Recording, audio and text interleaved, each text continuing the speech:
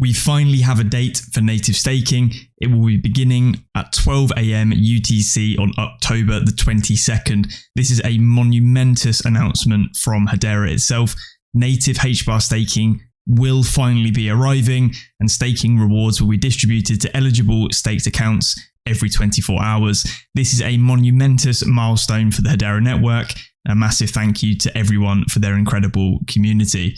And we can see that's come off the back of those recent tweets, which I covered in several different videos, with the Hedera announcement being that all staking minimums per node had been met, and they were waiting for the governing council to effectively agree on when this should be pushed live.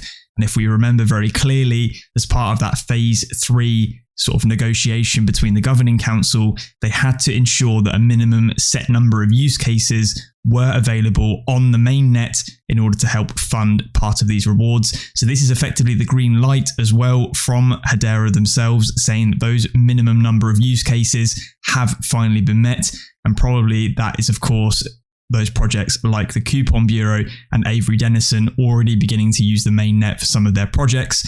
So it does look like those use cases are going live and probably will continue to ramp up over time. And of course, part of that is being reflected in those transactions per second metrics that many of us have been eyeing over the last few days and weeks. The second tweet in this chain says rewards will automatically accrue for a maximum of 365 days, but will not be transferred to your account until one of the following actions is performed. For more details on the mechanisms which trigger reward distribution, we can visit the link below. If we actually look at this though, reward distribution for staking can be triggered by one of the following mechanisms. So your staked account has HBARs transferred to it or debited from it. When you update the staked account to stake to a different node, that will automatically claim all of those rewards. When you update the staked account to decline rewards, the total number of HBARs staked to an account changes. When the staked account is auto-renew for accounts is not enabled at this time. I'm sure that'll be a feature these wallets will implement, for example, Hashpack. When an account staked to one, this one has its account balance changed. You can continue to collect rewards earned up to 365 days without a reward payment being triggered. If you go more than 365 days without a reward payment, you can only collect on the last 365 days. The example they give here is the staker stakes for over 1,000 days, never collecting a reward. And on the 1,001st day, they decide to collect their rewards. You will only receive rewards for the latest 365 periods. You will lose those rewards for the preceding 635 periods. Now, in my eyes, this is probably a way to obviously protect against dormant accounts storing an awful lot of HBAR, and then people effectively not being active on the network, actively participating in the securing of the network, will obviously not receive a distribution of those rewards longer than 365 days. Sounds fair to me.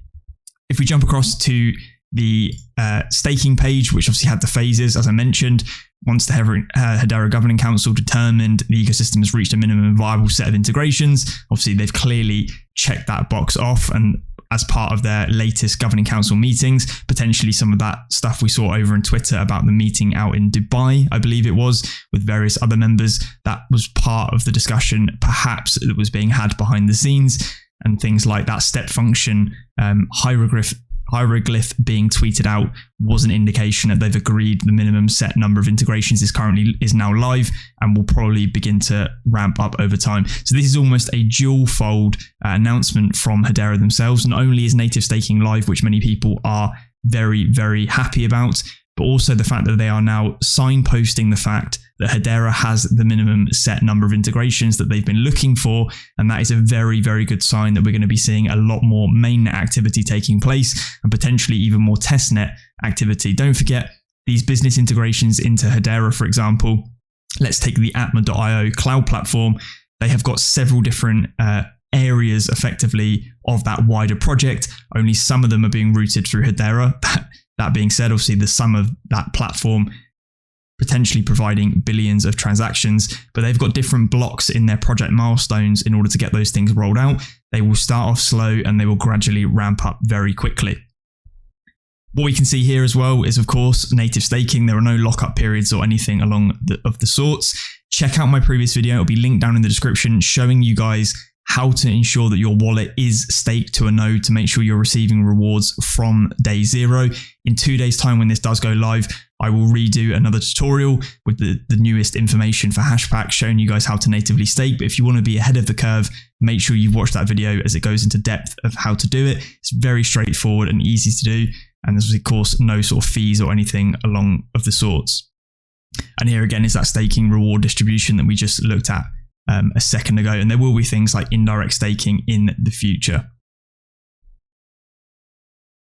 Now, many of you as well will be asking about whether or not you'll be able to use your Ledger device or any other kind of hardware wallet with native staking. I believe, as it currently stands, and I may be corrected by some of the wallet development teams via some new Twitter announcements potentially, but at the moment there is no integration so far. So any wallet that is connected to a hardware device will currently not be supported as far as I'm aware. Again, they were working on that Ledger integration, so potentially that could set itself up very nicely with this sort of launch date. I will get some more information on that, but at the moment it's safe to assume that probably it won't work. Many of you as well will now be asking, okay, cool, what do I do with my HBARX via Stellar Labs? Do I now just transfer that all back into HBAR, redeem all of my compounded rewards, and then I just natively stake the HBAR? Just wanted to point this out for the time being. So rewards will continue to be earned even when a node is down for native staking or inactive in the first phases. The council, through CoinCom, has voted to implement a maximum cap of 6.5% annual reward rate. The actual reward rate will vary depending on how many HBARs are staked for rewards, but the rate will not exceed the cap. In the future, when nodes are down or inactive, the staked account will not be eligible to earn rewards. So basically what this is saying is, from when this goes live, you cannot expect a higher APR or APY of 6.5% annually for native staking. If I quickly jump across to Stellar Hedera, you can all see that that APY is still in excess of 10% currently, and they are still emitting 400,000 HBAR per day or per epoch in rewards to be distributed. So as it currently stands, it is actually still more beneficial in excess of, what's that, 3.5% APY. That's if the cap is met for the native staking rewards, to continue using Stellar's staking platform for the time being. Personally, that's what I'm going to be doing. It doesn't make any sense